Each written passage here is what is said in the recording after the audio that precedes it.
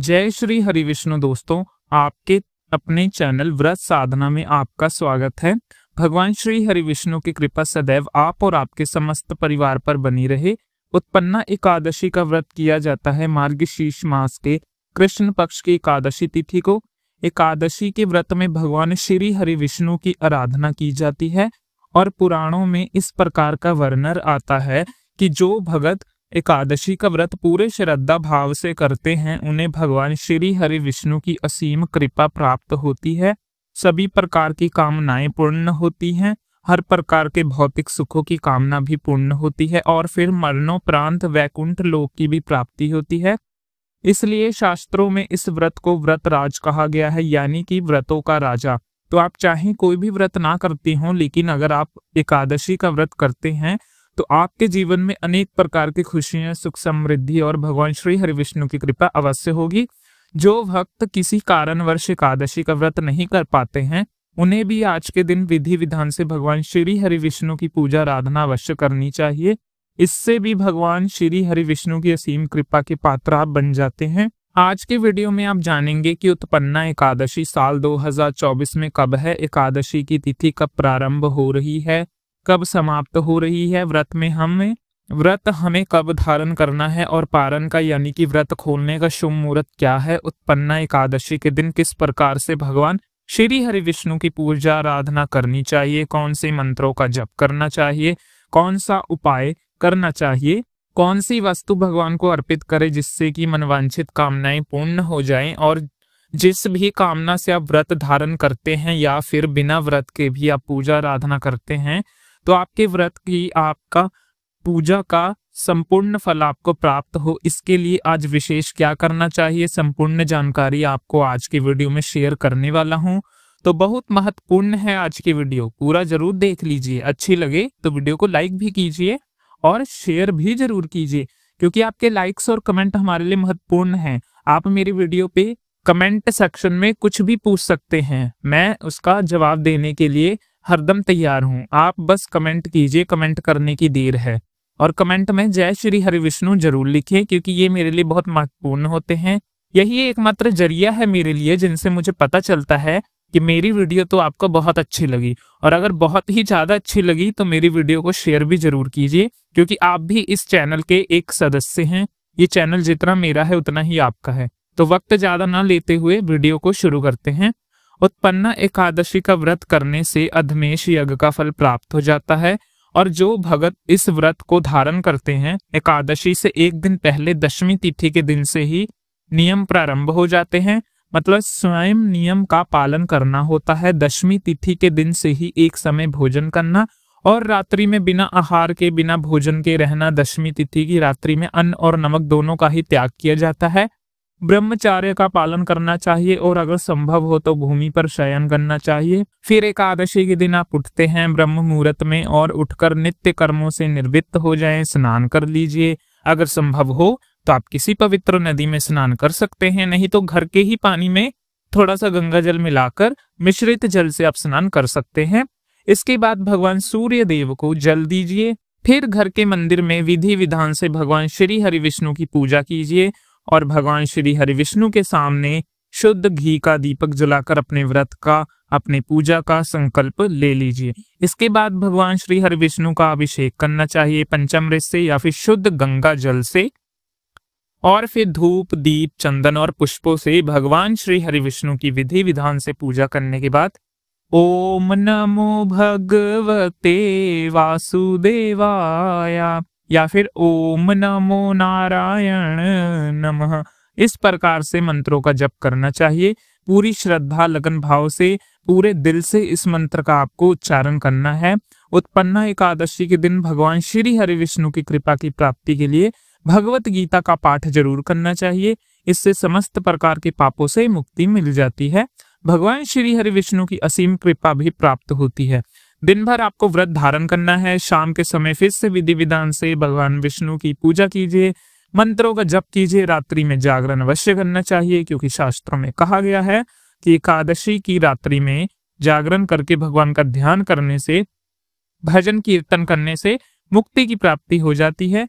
मनवांछित कामनाएं भी पूर्ण होती हैं, पितरों की भी कृपा मिलती है।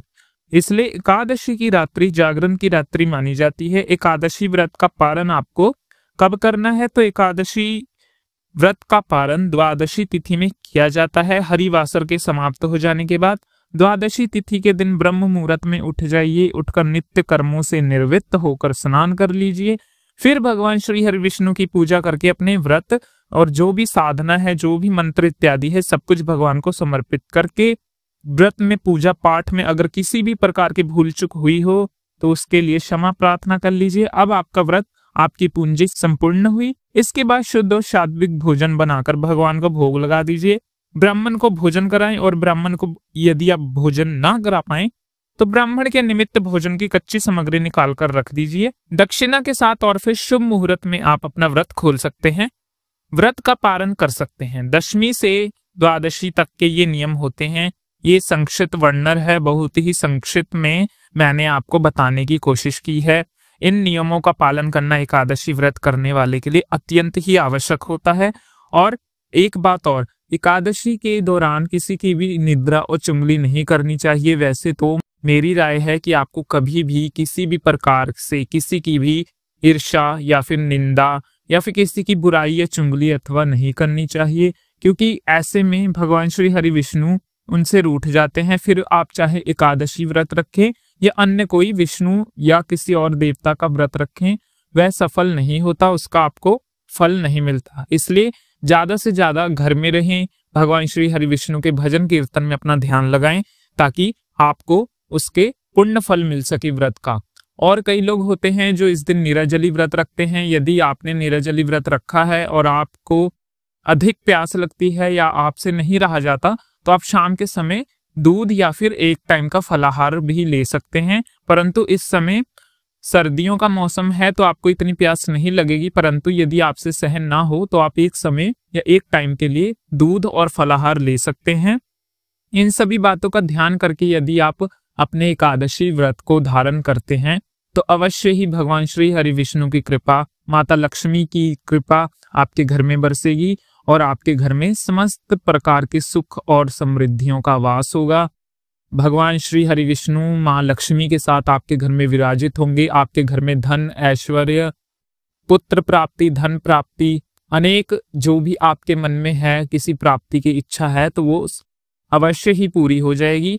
भगवान विष्णु का व्रत जो सच्चे मन से करते हैं, यदि उनके मन में कोई बात है तो वो अपने मन में लाने से पहले ही भगवान श्री हरि विष्णु उसको पूर्ण कर देते हैं। भगवान श्री हरि विष्णु का जिन पर आशीर्वाद होता है उनके काम सर्व सिद्ध हो जाते हैं। और इसी तरह से आपको एकादशी में नियमों का पालन करना है। एकादशी व्रत करने वाले के लिए अत्यंत आवश्यक है। अब जानते हैं कि एकादशी की तिथि कब प्रारंभ हो रही है, कब समाप्त हो रही है। व्रत हमें कब धारण करना है? देखिए, मार्गशीर्ष की जो कृष्ण पक्ष की एकादशी तिथि प्रारंभ होगी 26 नवंबर 2024 की सुबह 1:02 पर और एकादशी तिथि समाप्त होगी 27 नवंबर 2024 सुबह 3:47 पर। सूर्य उदय कालीन के हिसाब से हमें एकादशी प्राप्त हो रही है 26 नवंबर को। इसलिए 26 नवंबर 2024 मंगलवार के दिन उत्पन्ना एकादशी का व्रत हम धारण करेंगे। एकादशी व्रत का पारण किया जाता है। द्वादशी तिथि में तो द्वादशी तिथि का प्रारंभ हो रहा है 27 नवंबर को सुबह 3:47 पर और द्वादशी तिथि समाप्त हो रही है 28 नवंबर को सुबह 6:24 पर। एकादशी व्रत का पारण हरिवासर की समाप्ति के बाद किया जाता है। हरिवासर की समाप्ति का समय है प्रिय भक्तों 27 नवंबर 2024 सुबह 11 बजे। एकादशी व्रत का पारण हमेशा शुभ मुहूर्त में किया जाता है, हरिवासर की समाप्ति के बाद किया जाता है। इसी के समाप्ति के बाद हम व्रत खोल सकते हैं। ऐसे में व्रत के पारण का जो शुभ मुहूर्त रहेगा दोपहर 1:12 से लेकर 3:18 तक। इसी समय के भीतर आप अपने व्रत का पारण कर सकते हैं, क्योंकि अगर हम व्रत सही समय पर नहीं खोलते, शुभ मुहूर्त में नहीं खोलते तो हमारे किए गए व्रतों का संपूर्ण फल हमें नहीं मिलता। इसलिए शुभ मुहूर्त का ध्यान एकादशी के व्रत में तो जरूर ही रखें। अब जैसे कई भक्त सोचने लग जाते हैं क्या तब हम बिना कुछ खाए पिए रहें, क्योंकि बिना कुछ खाए पिए तो कोई नहीं रह सकता प्रिय भक्तों। परंतु आप उस समय एकादशी के हरिवासर के समाप्त होने के बाद 11 या 12 बजे के आसपास कुछ फलाहार कर सकते हैं। हम ये नहीं कहते कि आपको पूरा दिन ही मतलब बिना अन्न और बिना फलाहार के रहना है। आप जितनी देर तक रह सकते हैं उतनी देर तक रहें। उसके बाद आप दूध ले सकते हैं या आप कोई भी तरीके का फलाहार कर सकते हैं और किसी भी तरीके का फलाहार वगैरह आप ले सकते हैं। उसके बाद दोपहर के बाद आप सुबह उठकर पूजा वगैरह सबसे पहले कर लीजिए, दान की सामग्री भी निकाल दीजिए। इसके बाद आप फलाहार कर सकते हैं। फिर जब शुभ मुहूर्त हो उस समय में आप पारण कर सकते हैं। उम्मीद करता हूं कि आपको वीडियो उपयोगी लगी होगी, अच्छी लगी होगी। आपको इस वीडियो से काफी कुछ यदि सीखने को मिला है तो वीडियो पे एक लाइक तो जरूर करें और कमेंट में सच्चे दिल से, सच्चे हृदय से, पूरे श्रद्धा पूर्वक भाव से जय श्री हरि विष्णु, जय मां लक्ष्मी, ओम नमो भगवते वासुदेवाय जरूर लिखें। तो उत्पन्ना एकादशी की पूजा हमें इसी प्रकार से करनी है। व्रत की कथा क्या होगी ये सारी जानकारी मेरे YouTube चैनल पर अपलोड है। व्रत कथा भी मैंने अपलोड कर दी है, आप बेझिझक जाके उत्पन्ना एकादशी के व्रत की कथा भी सुन सकते हैं। ये सारी जानकारी आपको मिल जाएगी। तो उम्मीद है कि मेरे चैनल पर नित्य प्रतिदिन अपलोड होने वाली वीडियो आप जरूर देखते हैं। यदि नहीं देखते हैं तो देखिए, यदि अच्छी लगती है तो चैनल को सब्सक्राइब करें, वीडियो को लाइक करके शेयर करें, कमेंट में सच्ची श्रद्धा पूर्वक ओम नमो भगवते वासुदेवाय जरूर लिखें। और यदि इस चैनल पर पहली बार आए हैं तो चैनल को सब्सक्राइब नहीं किया है तो आज की वीडियो यदि आपको अच्छी लगी हो तो चैनल को सब्सक्राइब करके बेल आइकन जरूर प्रेस कर लीजिए। इससे ये होगा कि इस चैनल पर जो नई वीडियो अपलोड होगी उसका सबसे पहले नोटिफिकेशन आपके मोबाइल पर जाएगा और आपको हमारी वीडियो का सही समय प्राप्त होगा। मिलता हूं आपसे अगली वीडियो में, तब तक के लिए जय श्री राधे कृष्ण, जय श्री हरि विष्णु, ओम नमो भगवते वासुदेवाय नमः।